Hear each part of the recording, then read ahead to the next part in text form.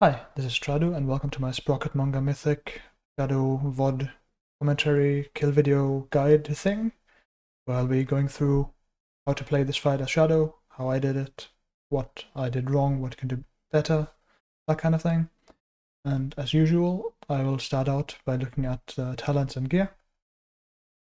Talents, nothing crazy. There's no useful utility. You play defensive stuff. You play Void Weaver because it's a single target boss. You don't need Shadow Crash. You just play the single targety things. Gear, again, nothing special. You just play whatever good trinkets you have. There's technically some minor extra value for Heart of Cards, which I'll talk about in a second, but realistically it doesn't matter. You just play the good items and not the bad items.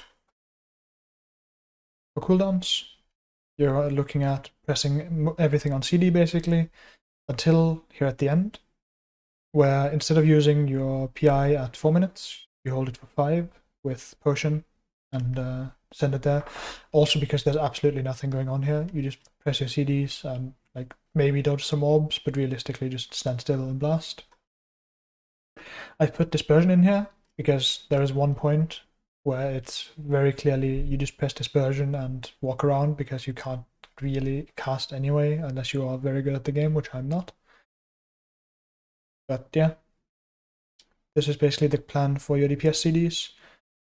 I'm missing a Shadow Fiend over here apparently. There we go. Now I'm not. So that's, I guess, the one change.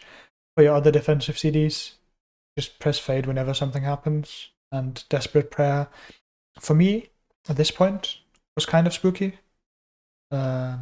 I'm not actually sure if it's the Sonic Boom or the Tank Explosion that does the damage here. That's spooky.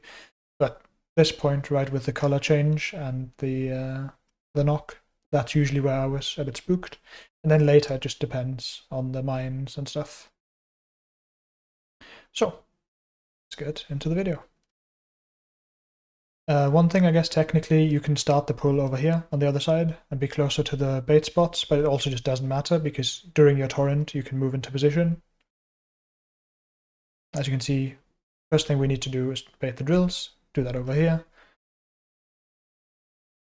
On red side, you don't have the conveyor belt helping you. On blue side, what you would do is if you get the drill, you just step onto the conveyor belt and let it carry you.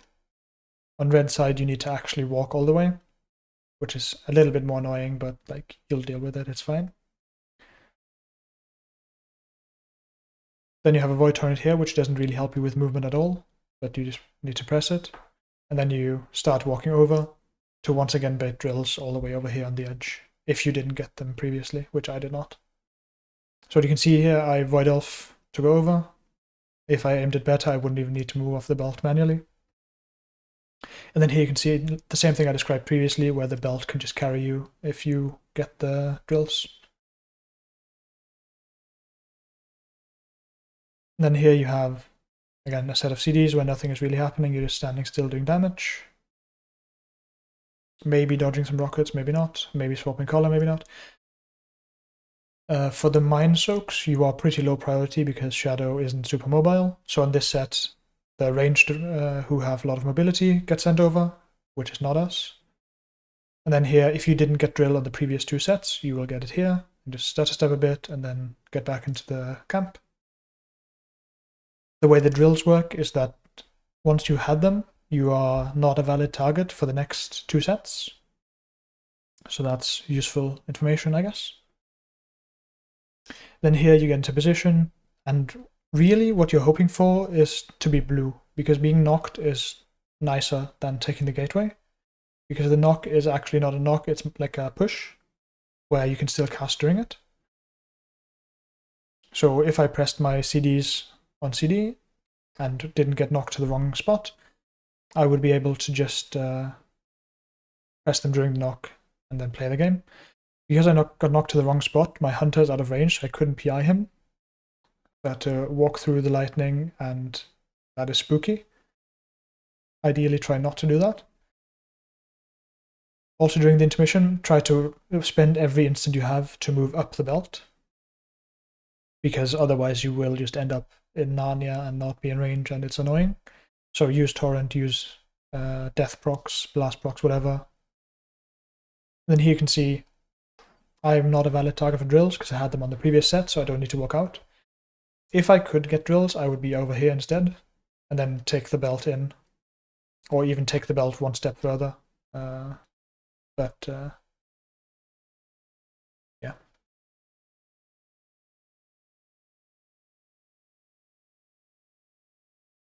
And then you can see here I pressed my Shadow Fiend, which is technically not correct.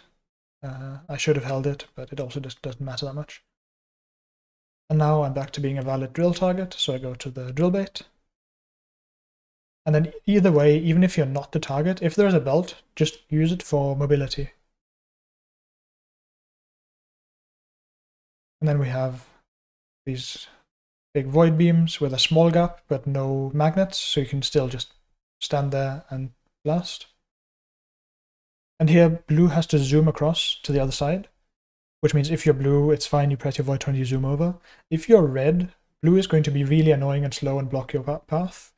So what you can do is void torrent and then just move a bit on the side to make sure you actually spend that void torrent efficiently for movement. And now we get to the part where you just press dispersion and walk against the suck. I don't have dispersion here because I used it in the previous intermission because I messed up the knock. But realistically, you're not going to be casting anything during that phase anyway.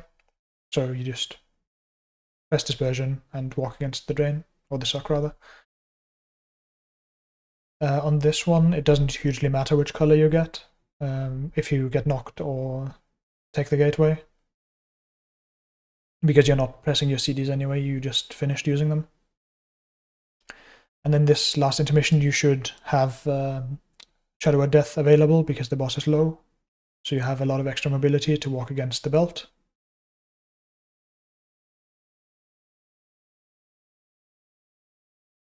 And then once this ends, the positioning is flipped slightly. So instead of being on the belt sides, the sides are purple and star. I need to make sure you don't stand in the mines.